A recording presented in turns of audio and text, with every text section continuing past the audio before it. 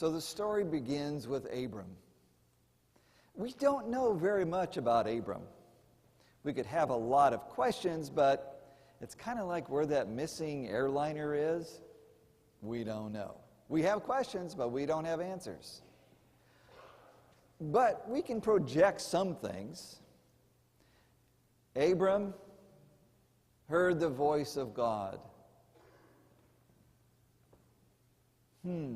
He heard the voice of God. Now, we would have some questions about that. How did you hear the voice of God?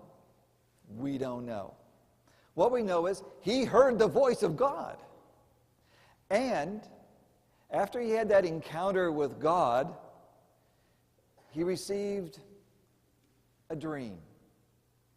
You will be the father of nations. You will be a blessing to a nation, to nations. That's his big dream.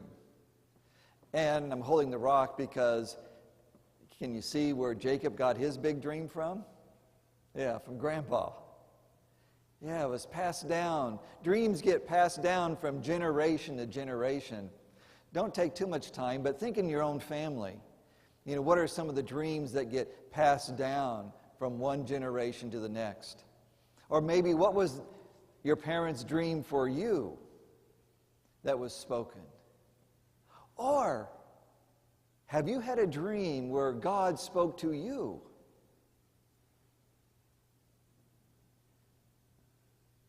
Yeah, it's cool stuff, isn't it? And then there's a third part. So just to kind of recap a little bit, the first is an experience with God, where he hears God speak. The second is a dream, a blessings. And then comes the action. It's great to have a dream. It's good to have an experience with God, but so what if it just stays in the dream stage, oh, isn't it wonderful, and it doesn't get to the action? But the action's the scary part, because that's where faith begins. It's a little scary. He's leaving his family and his home, and he's going off to fulfill that dream. Yeah, we're Americans. We're used to the big dreams, right? We go places, we pick up the banjo and guitars, we get together, we practice, we have dreams of how wonderful it will be, and then we have a concert. We go places, we do it. But it all began somewhere with somebody saying, you have a nice voice. I think you have a talent for music. And so you believe that voice, that you could do that, and you take lessons, you find a way, and you dream about being up here and doing things. And then you do it. See how it happens? We all do that. Yeah. Begins with that inner voice somewhere.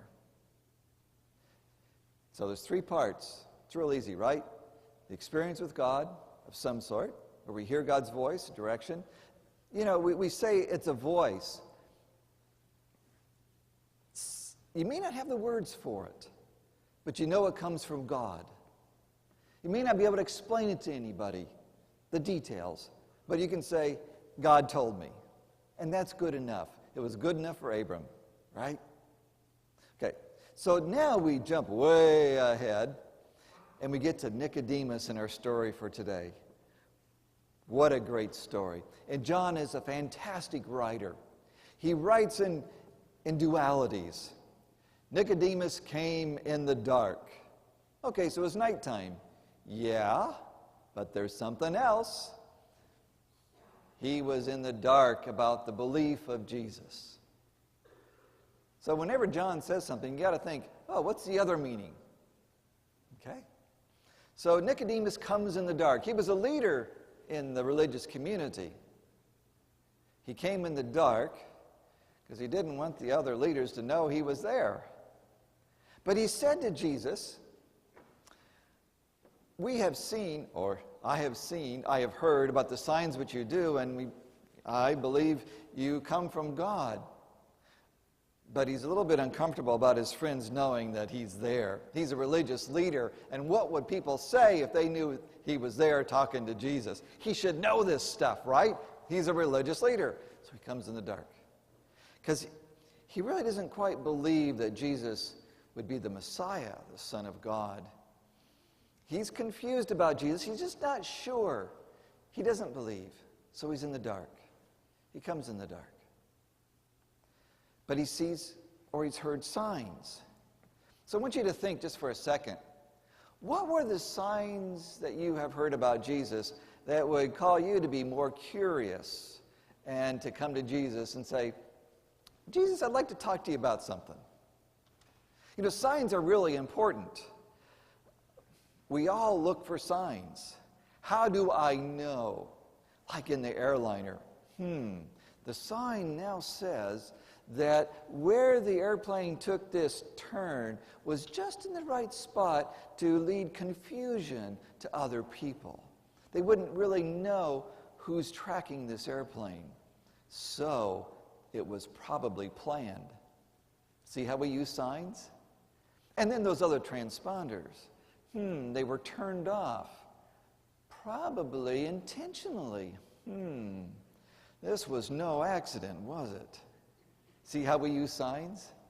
And Jesus, just real quick, just to make sure you're all awake, shout out some of the signs that Jesus did. Help me out.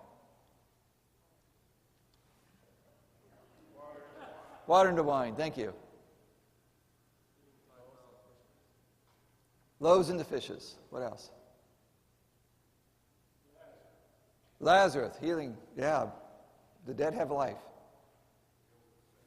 Heal the sick. Okay, what about you guys?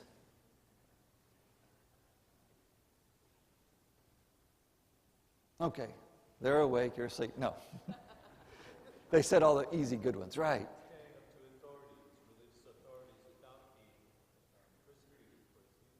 Yeah, he stood up to authorities. Yeah. Part of the temptation, the very beginning. Remember last Sunday's sermon? Yeah. He resisted temptation.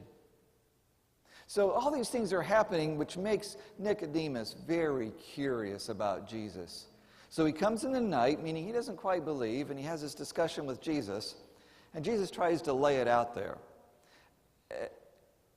And the way I understand it about this conversation about being born from above, it can be translated, the same Greek word can be translated born again.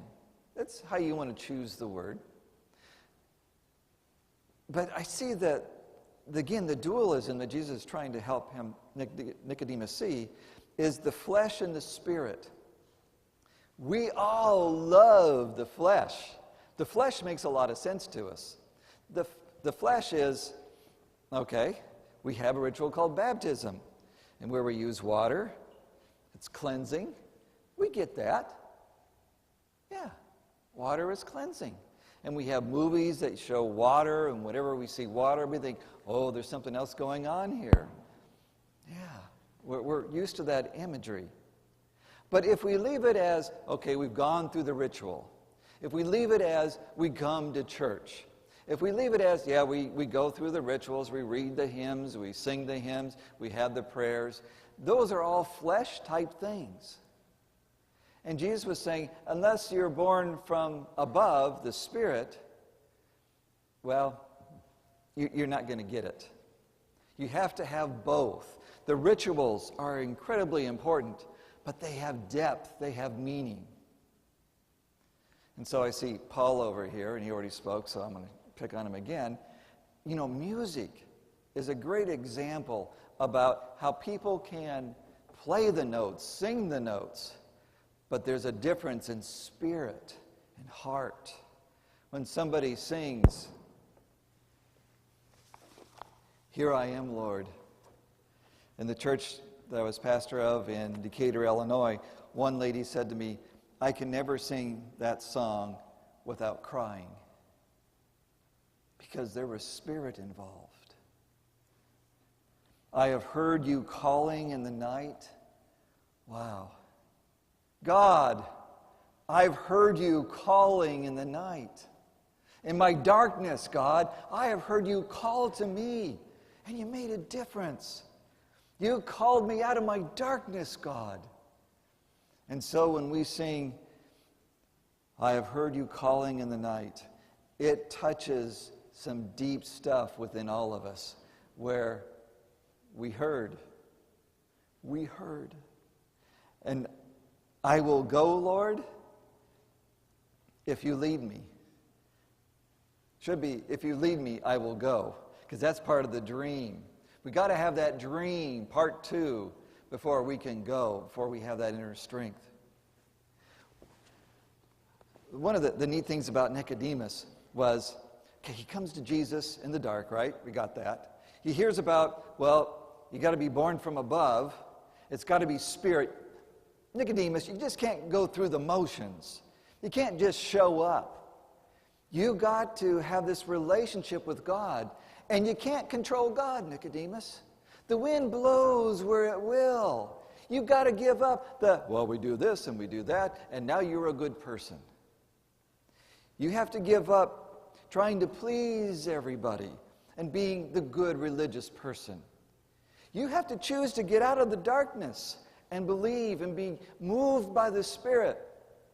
And I can see Nicodemus going, that's scary stuff, Jesus. I'm not sure I really want to do that. I'd rather follow the flesh. It's very secure, and everybody knows this is the right way. And if I start going by the Spirit, well, who knows what's going to happen? What about the plan, Jesus? And Jesus would just look at him. The Spirit blows. To believe means to open yourself up to God. To hear the voice of God. It's not pre-planned. No. To open yourself up. Now, I noticed that I like the story of Nicodemus better than Abram. Abram went way too fast. The next thing at the very end where we hear about Nicodemus, he is going and he's taking the body of Jesus with Joseph of Arimathea to put him and prepare him for the tomb. Something happened between coming to Jesus in the dark and unbelieving and going, risking his religious reputation to get the body of Jesus and to put it in the tomb. Nicodemus believed. He came up with a dream. He heard the voice of Jesus. He heard the voice of God. Took him a while to process that. And somewhere he got it. To the point he was willing to act. To act. This is a cool story. And it works in all of our lives. Yesterday, I had a very difficult experience. My grandson, age 8, did not want to go to the St. Patrick's Day parade. He was afraid. And off he goes. I don't want to go, crying. And I hate that stuff. Why can't he just be in the flesh and go? This is the plan.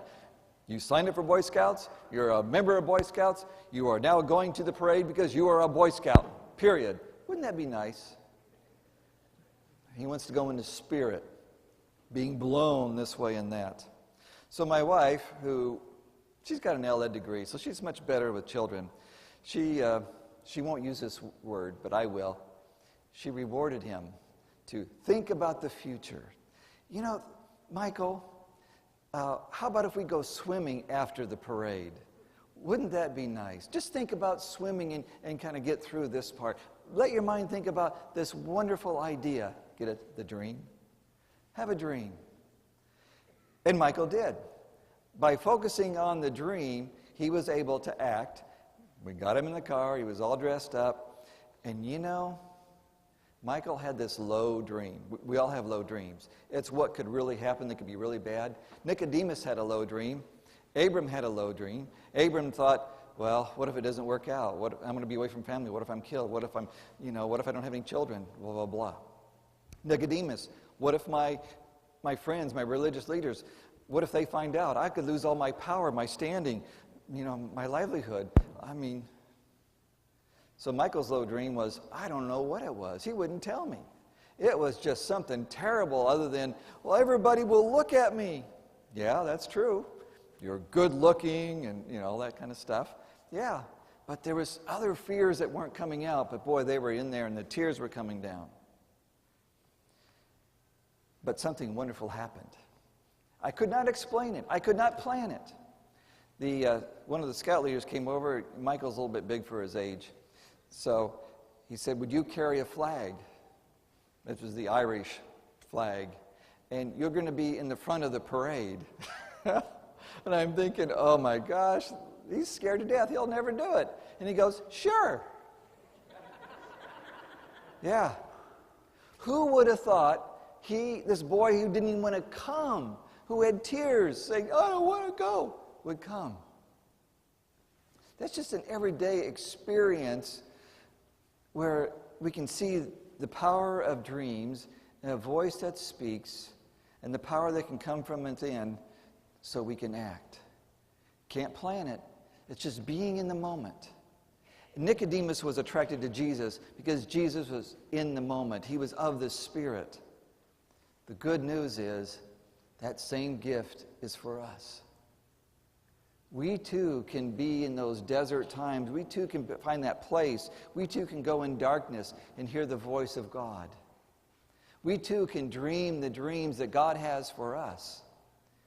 And we too can be moved by the Spirit, like Jesus.